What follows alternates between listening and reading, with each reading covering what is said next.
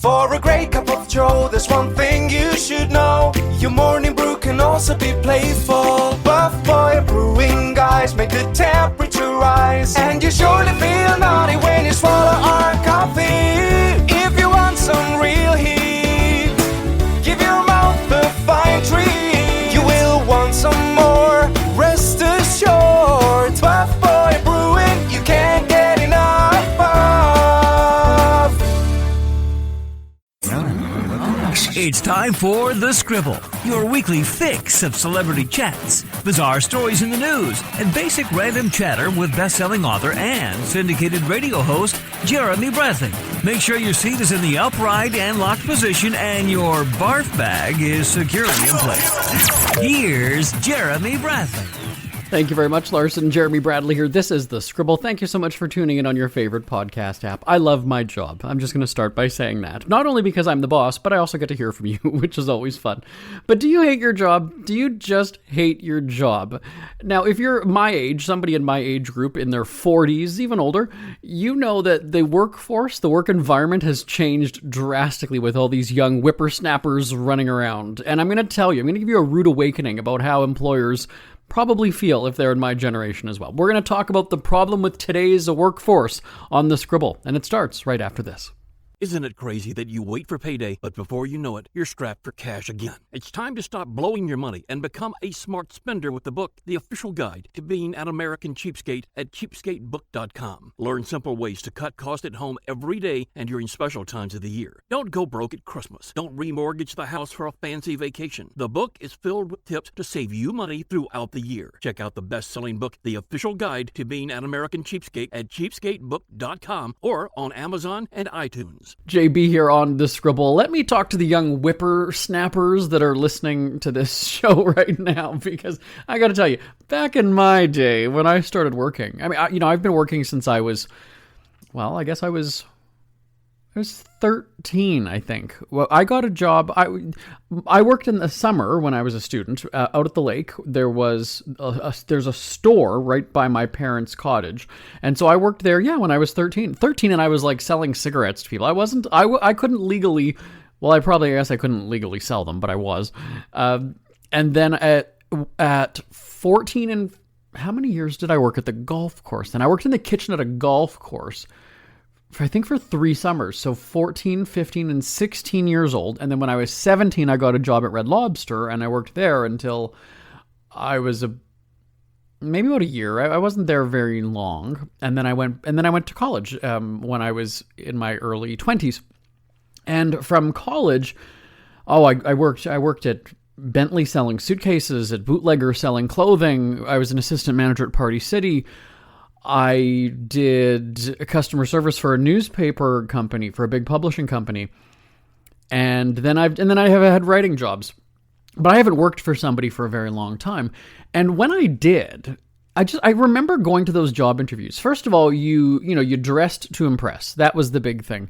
You wanted them to like you. You were ass kissy.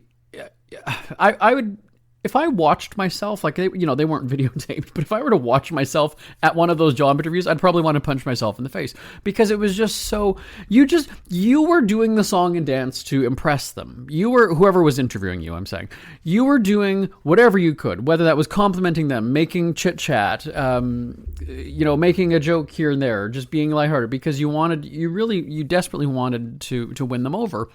And you would take whatever was offered to you. So if they said this is what the pay is, you took that because that was good. You just wanted that job. You needed that job. And we didn't have any ways to fall back on, hey, I can make stupid videos on TikTok and make money. Oh, well, I can just survive off of that in the meantime. We didn't have those kinds of things. So you were applying for, I'm trying to think of how many jobs I would apply for in a day. I don't even know. And then at some point you would just apply for ones that you knew you weren't qualified for just for the sake of applying, right? And when you got a job, cell phones are such a distraction now. I wrote a book called Put Down Your Damn Phone already, so I'm totally not into the whole cell phone culture. Even as we sit and do this show, my phone is not in front of me. And we're taping 3 of these today, so that's an hour and a half at least. And my phone is not near me, because I have to focus on what I'm talking about, and the best way to do that is to focus on what I'm talking about and not have, things distracting me. And so I remember getting a cell phone when I worked at Party City. I was the assistant manager, so if there is somebody who could potentially be allowed a cell phone at the time, it would have been me. But the cell phones didn't have the type of technology. Like, we didn't have. I don't even know that we were texting. Really, you would. Yeah, actually, we did. We had very short texting, but you would just look to see if you missed a call or had a voicemail. That was really your only kind of notification coming up on these phones. They didn't have internet. They didn't have any of that kind of stuff. But I remember, because I went actually on my lunch break to go get a phone with my colleague. She was a little bit older than I was. I was only, like I said, early 20s. And so we had gone and I got a phone, and I remember hiding it because it was just kind of like, oh, I shouldn't have this on me. And I kind of hid it in my back pocket of my pants. Sometimes I even just had it tucked into my pants. Like, I had it on the inside of my jeans or whatever I was wearing. And because you just would not be seen with that. You would not have that out for anybody to take notice of. And then when I got a job at the newspaper, at the news office, media company, I was in customer service first. And even then, I remember sitting, and I would end up putting my phone between my legs, and I would have it on vibrate because, again, maybe I missed a call. This is before the days of like notifications blasting on your phone all day. And I remember, because like I said, I had it sort of between my legs, sometimes under my thigh, kind of. I would be sitting at my desk.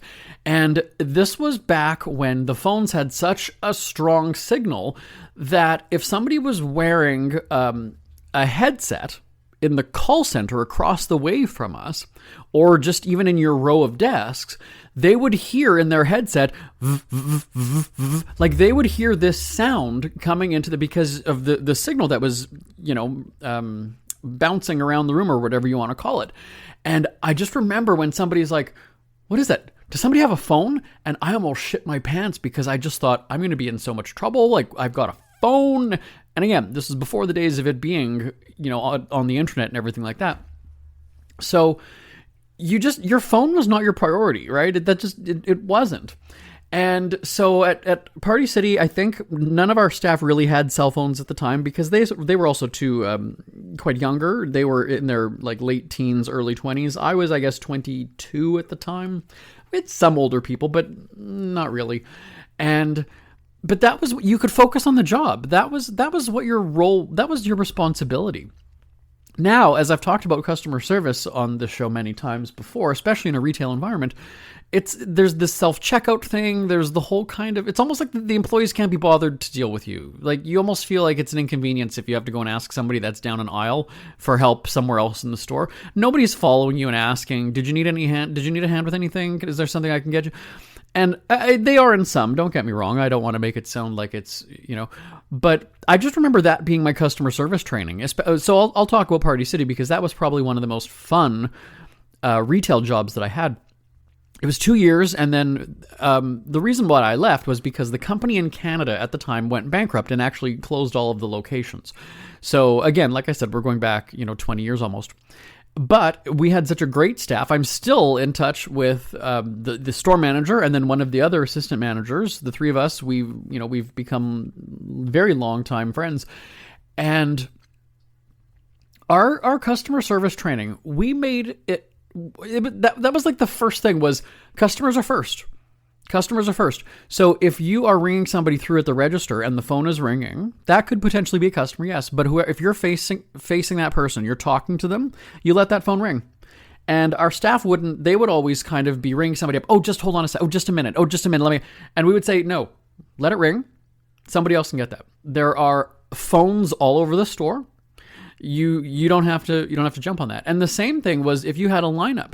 This is the other thing that bothers me about the self-checkout thing, like I've talked about, is I will line up to have somebody ring me through. I am not going to line up and wait to do the job. That's my line in the sand. That's my thing is I'll wait for an employee to do it. That's fine. I'm patient. I'm good. But you're not going to make me stand and wait and then do the work at the same time. So we would say to people, because, we had cashiers who were always trying to be the hero. And they're like, oh, I've got the lineup of 5, 6, 7 people. We would say, if there's somebody standing behind your customer, fine, allow that. If there's 2 people standing behind your customer, nope, phone that in. You call up for help. We will come. The managers will come up. We were not above ringing the customer through. We didn't like doing it. We were we had things going on in the office or whatever we had to do in the back of the store, but we knew customers were first. That was the mindset that you always had. And so sometimes our employees, they would have little busy tasks, right? You might have a slow night. We've found notoriously rainy days were always very slow. I guess that's just a symptom of, of retail. But they would have their boxes of stock they'd be putting out or whatever it is that they're doing. And they would feel bad that they didn't get everything put out or that they didn't get through all the boxes. And we would say, that's a good thing. That means you were helping customers. You were sales. Now you could go and say, but if the stock's not out on the floor, people can't buy it. Nah, it wasn't like that. They were restocking. They weren't, it wasn't an empty store. Not until the liquidation anyway. But that was our thing was who cares if then the people in the morning can do it. And then if they don't get through it, then the night shift tomorrow can do it. And if not, then the weekend can do it. Like that's what I loved. So if I ever worked front facing, like I said, I sold luggages or whatever, that was my thing was I love talking to people. I didn't want to do boxes of inventory. Fuck that. I'm a people person. I'm a talker. Like that's what the whole fun of having a retail job is. I didn't want to stay down an aisle by myself and just, hang stuff on racks. No thanks. Not my thing. So I love that. I usually hated those busy tasks. I didn't like that kind of stuff. I was the first one to be helping people. Hey, do you need something? Yeah, let's go find this for you. Okay, how about this? That was always my thing. Now, again, that could just be a personality thing. It all depends on the situation. But so that's what I loved that being an employee, which was if I started out at Party City as the head cashier, and people liked that because I ended up having to train them, and that was I had that energy for the role, so that was great. And then when I moved into assistant manager, that was even more fun because that comes along with power, and that was I really enjoyed that. I ended up being the Sunday manager because the 2 others had kids, they had their lives, whatever. So weekend for them was kind of a big deal. For me, I was just like, hey, I'm like running this entire place on a Saturday or Sunday, whatever it is. Sign me, I'll do it. Yeah, you don't have to twist my arm to work a Sunday. I loved it because it was such a slack day as well. Now, keep in mind, you have to remember, back then, Sunday shopping was still kind of new. Like the store was only able to be open for, I think, like 5 hours. You couldn't open before noon, and you had to close by either 5 or 6. And so, it wasn't a full day. I would end up doing an 8-hour day. So I would come in for 10. I would come in for 11:30. And then I would work until 6 or whatever the hell time was. And that was great. It was just like, this is such a fun, because people weren't coming in on the Sunday to buy their stuff for their party, right? That was the people never understood why Sunday was such a slow day. They would come in to get their balloons for the party because you'd get those the same day. But otherwise, that just wasn't, you're a real late shopper. That's like Christmas shopping on Christmas Eve at, 10 p.m. So I really appreciated that. But that's when, like I said, the retail environment was all about that. You're here to do this. If you're thinking about your phone every 20 minutes or every 5 minutes, really, let's be honest, that's how often people are looking at their phones when they're at their job. It's really weird. And so then when I moved to a publishing company, which is, like I said, where I met Bonnie and Raylene and Tim and a couple of our other people. I'm having a stroke, everybody. That's where I met our core team for our own our book publishing and our syndication company. I remember there was a graphic designer who came in, and she just made herself at home right away. So again, that's a job where I came in. Raylene, our accountant, she was the controller of that company. She had heard me on the radio, and I just happened to be in Winnipeg. I just happened to be in the same city. I was on internet radio. She had heard the radio show, and I mentioned Winnipeg, and so it's just on a whim, she emailed, and she's a music lover, so she was tuned in. And then I mentioned about being a writer, that I had put out a book. And through the course of a couple emails, I ended up going in because their managing editor had just up and left them. They left them high and dry. And so I said, that's fine. Yeah, I'm familiar with that. I took journalism in school. I can fill in until you find somebody. Well, I was there for about 3 years because we just had such a great time. And I remember, again, the same kind of a thing. Now, this is when you did have quite a bit of texting on your cell phones and you had very slow internet. Social media still was not a thing. And that was... I always was curious about when is it okay for you to put your phone on your desk at that point? Like I didn't do that the first day. I remember that. I still kind of had it in my pocket and I had my own office there, so I did have some privacy, but I was still excusing myself to go to the bathroom to look at a phone. And it was not as often as people would look at their phone right now, right? Like just think about this. Now we're 13 and a half minutes into this segment. How much, attention would your phone be getting if you were sitting at your desk right now, just like I am, sitting at this desk talking? I'm in our studio, but how many times would you have looked at your phone, or how many notifications would have distracted you on your phone? I'm talking to people who have an office job. I'm saying that. Obviously, there are professions where you can, have to go 8 hours without looking at your phone. I'm talking about people who would be sitting at a desk with their phone. And so I remember our graphic designer, going back to that part of the story, the very first day she came in, phone was on her desk. And for some reason, I just immediately didn't like her right then, because I just kind of thought, you're here to work on these magazines and do all this other stuff. Like that just sort of rubbed me the wrong way. I didn't like that. Then she comes in, she's got her own wireless mouse. She then had her own little candy dish. She had pictures of her little Paris Hilton yappy dog. And that's also something too that's kind of, it's like, yeah, just you're making yourself at home right away. First of all, it's been weird to me, people who have like the picture of their spouse or whatever on their desk. In an office, on your desk, whatever, because it's just weird. It's very strange. Even when people have like a picture of their kids.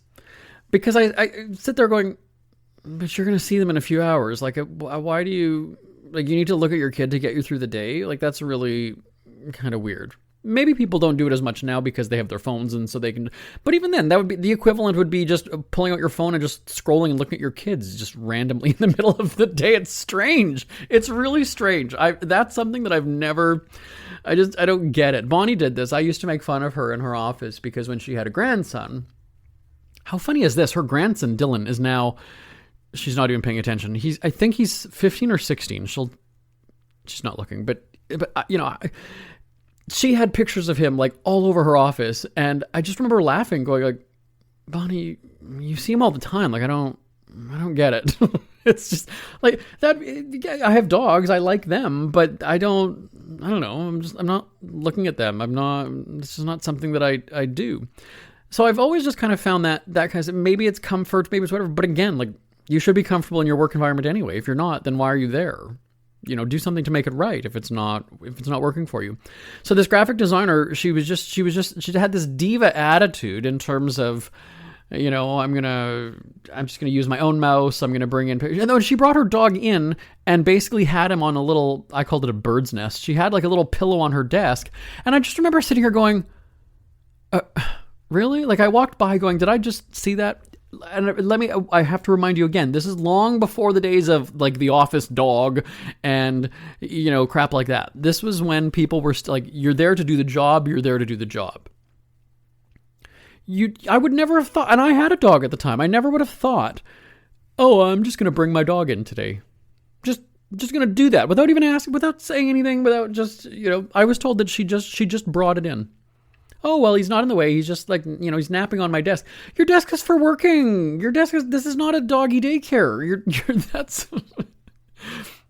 So now the argument would be, now let's fast forward to today, because the argument would be, well, if that's going to make our employees more productive, then why not? Why not let that happen? And I just kind of thought, but this is the problem though, is that people are coming in with their demands.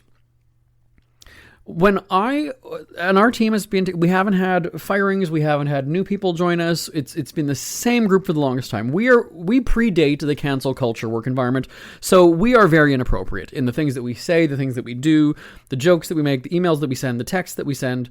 You would almost maybe call it sexual harassment, sexual assault, physical, whatever. But we're fine with it though. Like, I can be bent over a desk talking to somebody, and Bonnie, who's in her 70s, will slap my ass so hard and make me almost scream, or poke me in the side, or flick me, poke me with a pen as she goes by. And we're all okay with that. Like, we don't have an HR department. And if we did, we would all be fired. We would all be fired 10 times over. We would have week-long suspensions. We would have, none of us would be here. And we're okay with that, right? As long as everybody is on the same page and is on the agreement that this stuff is fine. Like, we're not offended by crap. If anything, as we get older, we're getting worse. If I'm being honest about the situation. Bonnie used to hold her tongue on things back in the day. Now she doesn't she would have said, I don't give a flying fig. Now she's going to say, I don't give a flying fuck. And as I said, she's in her 70s now. She's going to hate me, but she's not listening, so I can tell her age. It doesn't really matter. But that was one of my concessions. Like, very early on, when I first started my company, I'd started it wasn't officially a company at that point, I guess, but I was still starting my radio shows. I'd hired a student in the summer to come and sell ads for the radio shows. And really all he had to do was, I was so controlling that I had written the email. He just had to copy and paste emails. He had to look up marketing email addresses, or PR people, whoever, and send out emails. That was all he had to do. You're going to surf. You're going to type in shoe company. You're going to go to all the different shoe company websites. You're going to find the marketing email address or the advertising or whatever, and you're going to send them this email. That's all you're doing all day. And within about 10 minutes of the first day, I was in my office in my house, and he had to just use my laptop on my couch. You put your feet up on the coffee table. I don't care. Just sell. And I remember running around that morning because Paula Abdul had just quit American Idol, I believe what was happening. And so I had to redo our entertainment segments that I was hosting, and then I had to redo these morning show call-ins. I was on the air at 6:45 or 6. Sorry, it was 6:25, 35, and 6:45. We had already done the segments, and then they had me on again because now this was breaking news an hour or two later. And I was literally sweating as I'm running around in my house. And so I needed to grab my laptop from him. I said, you know what, just, hang out, watch TV for like 20 minutes. I just need my computer again, and I'll bring it right back to you. When I went into the living room to go and grab it, he was texting, or he was on messaging or something, his girlfriend. And I was like, this is your first day and you've been here for like 10, 15 minutes. You haven't even been here an hour and you're already texting the girlfriend. It just bothered me. It just bothered me. It didn't work. And he only lasted a few days. Truly, he really, that was, and I think that he knew that I was kind of at that point disappointed, because I was going into the living room every like 5-10 minutes almost to catch him at that point from then on. Yeah, but that was where I was like, I can't, the newer generation. So for as much as people go and say, well, I'm old, nobody's going to hire me. Oh, I'm in my 50s. That is the ideal person for me. Could I hire somebody who's 19 or in their 20s? No. And secondly, I also just don't want to work with that. I'm not, if I do an interview, let me be very clear that I am not going to be doing a song and dance to woo you. Yes, you're going to be working for me, but I'm also paying you very well. So it's a two-way street. It's not just a one-way thing where it's kind of like, oh, well, Jeremy's going to have to bow down and kiss my ass and give me everything under the sun if he wants me to work for him. If you want the fucking job, you're going to do it. That's how it's going to work with me. And like I said, our team has been together for a very long time. So it's not like it's, oh, we have this high turnover and we're constantly going. We're not even hiring because nobody's left. We're fine with the group that we have. And I if somebody comes in and says, well, I start at 9:30, or got, the stuff for my kids. I think we talked about that on an Ask JB segment before, where somebody said, I don't have kids, but I always end up having to pick up the slack at the job because people go and say, well, I've got to take my kid here. My kid's got soccer, all my kids.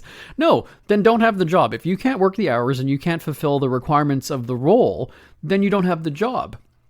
I was doing PR for a company. This is, again, well over 10 years ago now. And there was somebody who was doing the social media for this big corporate retail company.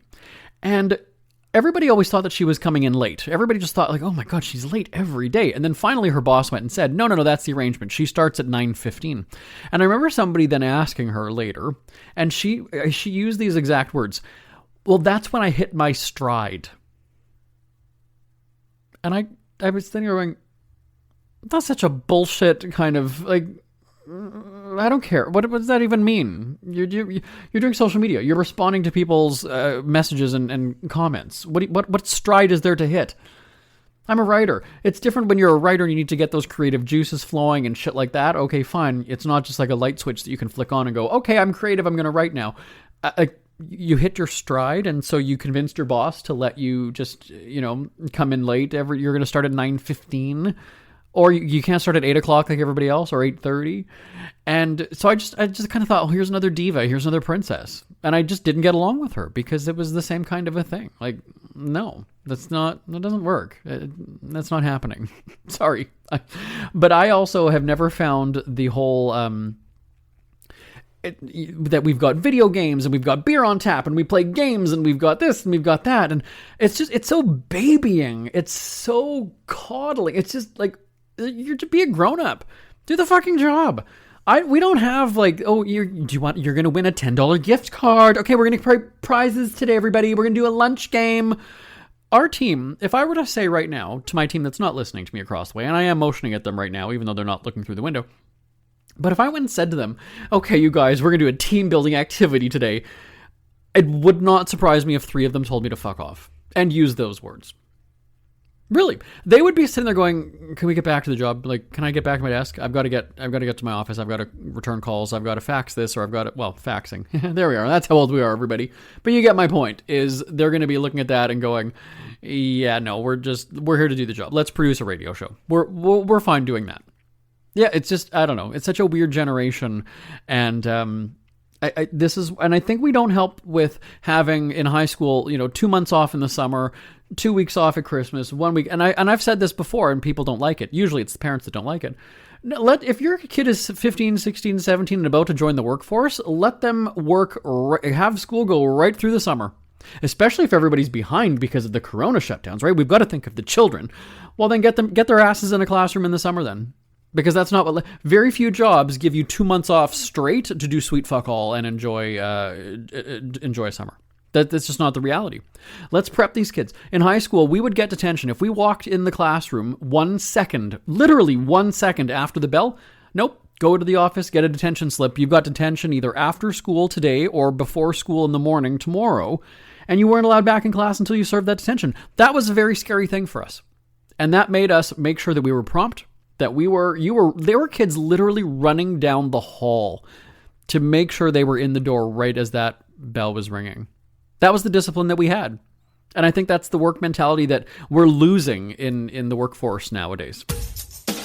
Ever had something to get off your chest but never had the balls to say it? That's a load of crap. Speak Free with JB.com is exactly what you've been waiting for. Your chance to tell it like it is and not care what anybody else thinks. Have your say on issues of the day. Join newspaper and radio columnist Jeremy Bradley as he tells it like it is. Hundreds of thousands of people have stopped by, including some well-known celebrities who have had a chat with JB and speak candidly about what's really going on in the world. You can join them too. Have a rant or a rave. Be brave and head on over to www.speakfreewithjb.com now. It's never too early to start thinking about your next holiday. Have you checked out Mexico recently? From tequila tasting, swimming with horses, to ziplining through the jungle and watching whales and dolphins in their natural habitat, Puerto Vallarta has it all. Visit mexico.jbonair.com to see all the fun PV has to offer. That's at mexico.jbonair.com for hundreds of photos, interviews, and videos from around the tourist hotspot. Check out mexico.jbonair.com for all the fun. That's mexico.jbonair.com. Who are the Kardashians feuding with now? What did that little thug Justin Bieber do this time? Who's getting hitched? And who's headed for Splitsville?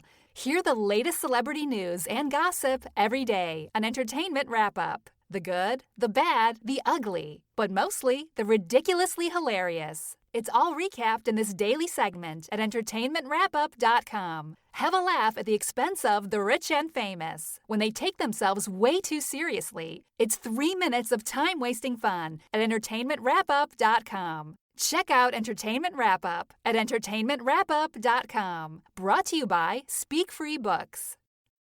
We hear you chirping. Get scribbling. Tweet up the Scribble at The Scribble Show. Join the discussion with Jeremy Bradley. It's all going down right now on Twitter at The Scribble Show and at thescribbleshow.com. JB here on The Scribble. In our final remaining moments, I do want to hear from people that are in their 40s or 50s who grew up in the work environment that I did, which was you came in, you did your job, and then you went. That was kind of it. There wasn't all these distractions and conditions. But send me an email. The email address is live@jbonair.com. Live, L-I-V-E, @jbonair.com. My name is Jeremy Bradley. This is The Scribble. Thank you so much for tuning in. I will talk to you next time. Bye-bye for now. Want more Scribble? Check out thescribbleshow.com for past shows, celebrity interviews, cheapskate tips, and more. That's at thescribbleshow.com and on Twitter at The Scribble Show. The Scribble is a Speak Free media presentation. If you want some